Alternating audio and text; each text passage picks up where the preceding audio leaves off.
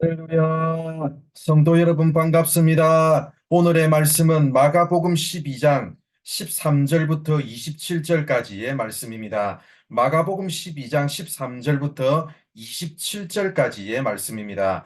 그들이 예수의 말씀을 책잡으려 하여 바리새인과 헤롯 당 중에서 사람을 보내매 와서 이르되 선생님이여 우리가 아노니 당신은 참되시고 아무도 끓이키는 일이 없으시니 이는 사람을 외모로 보지 않으시고 오직 진리로서 하나님의 도를 가르치심이니이다. 가이사에게 세금을 바치는 것이 옳으니까 옳지 아니하나이까 우리가 바치리까 말리까 한데 예수께서 그 외식함을 아시고 이르시되 어찌하여 나를 시험하느냐 데나리온 하나를 가져다가 내게 보이라 하시니 가져왔거늘 예수께서 이르시되 이 형상과 이 글이 누구의 것이냐 이르되 가이사의 것이니이다. 이에 예수께서 이르시되 가이사의 것은 가이사에게 하나님의 것은 하나님께 바치라 하시니 그들이 예수께 대하여 매우 놀랍게 여기더라.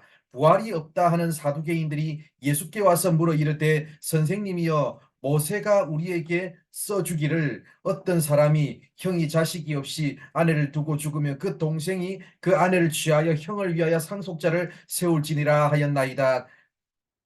칠형제가 있었는데 마지가 아내를 취하였다가 상속자가 없이 죽고 둘째도 그 여자를 취하였다가 상속자가 없이 죽고 셋째도 그렇게 하여 일곱이 다 상속자가 없었고 최후의 여자도 죽었나이다. 일곱 사람이 다 그를 아내로 취하였으니 부활 때 곧 그들이 살아날 때에 그 중에 누구의 아내가 되리이까. 예수께서 이르시되 너희가 성경도 하나님의 능력도 알지 못함으로 오해함이 아니냐. 사람이 죽은 자 가운데서 살아날 때에는 장가도 아니가고 시집도 아니가고 하늘에 있는 천사들과 같으니라. 죽은 자가 살아난다는 것을 말할진대 너희가 모세의 책 중 가시떨기에 관한 글에 하나님께서 모세에게 이르시되 나는 아브라함의 하나님이요 이삭의 하나님이요 야곱의 하나님이로다 하신 말씀을 읽어보지 못하였느냐. 하나님은 죽은 자의 하나님이 아니요 산자의 하나님이시라. 너희가 크게 오해하였도다 하시니라.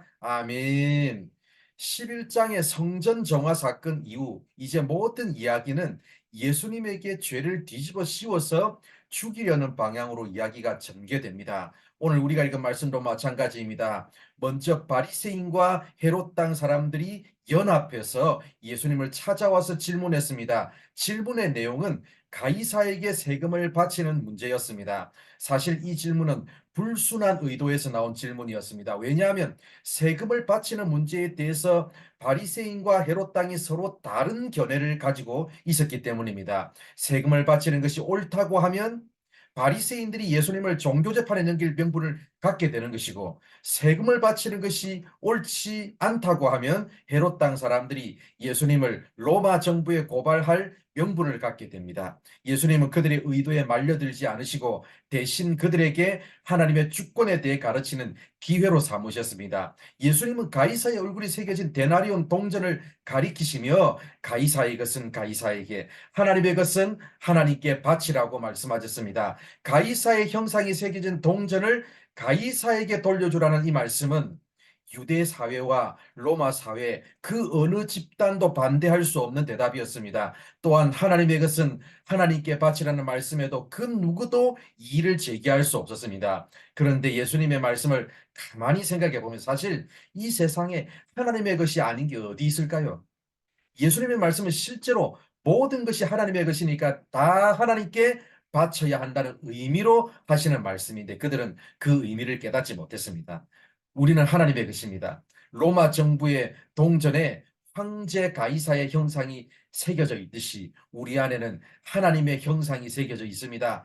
예수님의 말씀은 하나님의 형상인 우리 자신을 우리의 전부를 하나님께 드려야 한다는 말씀입니다. 로마 황자에게는 그가 만든 동전을 세금으로 돌려주면 되겠지만 우리의 하나님께는 단지 돈이 아니라 우리의 인격과 생명 전체를 드려야 합니다. 사랑하는 성도 여러분, 나는 누구에게 속한 자인지를 돌아보시고 내가 속해 있는 그 하나님께 나 자신을 온전히 드리고 있는지 점검해보는 여러분들 되시기 바랍니다. 하나님께만 나의 모든 충성을 바치는 여러분들 되시기 바랍니다.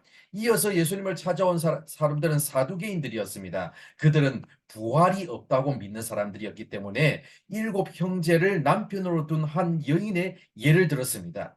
부활 후에 이 여인은 누구의 아내가 되겠느냐는 질문입니다. 사두개인들의 질문에 대해 예수님은 부활 때에는 장가도 아니가고 시집도 아니가고 하늘에 있는 천사들과 같을 것이라고 말씀하셨습니다. 사두개인들은 부활을 믿지 않았기 때문에 부활 교리의 문제점을 지적해서 예수님을 곤경에 빠뜨리기 위해서 질문했습니다. 그러나 그들이 생각하는 것처럼, 이 세상 사람들이 생각하는 것처럼 우리가 죽은 후에 모든 것이 끝나지 않습니다. 죽음 후에 부활이 있습니다. 사랑하는 성도 여러분, 부활 이후의 영광스러운 삶을 소망하면서 하나님께서 우리에게 허락해 주신 이 땅의 시간 동안 날마다 하나님과 동행하는 삶을 살아가는 여러분들 되시기 바랍니다. 기도하겠습니다. 하나님 감사합니다. 오늘도 이렇게 우리를 사랑해 주셔서 말씀해 주셔서 감사합니다. 나는 과연 오늘도 아버지 하나님 앞에 나의 온전한 현실을 하나님 앞에 드리고 있는지를 다시 돌아보는 시간 되게 하여 주옵소서. 우리는 하나님의 속했으니 하나님의 것임을 또 기억하면서 아버지 하나님, 우리 자신을, 우리의 인생 전부를 하나님 앞에 드리며 우리의 충성을 다하는 우리 모든 성도들 되게 하여 주시옵소서. 아버지 하나님, 죽음 이후에 부활의 영광이 있음을 기억하면서 이 땅을 살아가는 동안 날마다 하나님께서 맡겨주신 이 땅의 삶을 하나님께 충성함으로 살아가는 우리 모든 성도들 되게 하여 주시고 하나님과 동행하는 삶이 되게 하여 주옵소서. 예수님의 이름으로 기도드립니다. 아멘.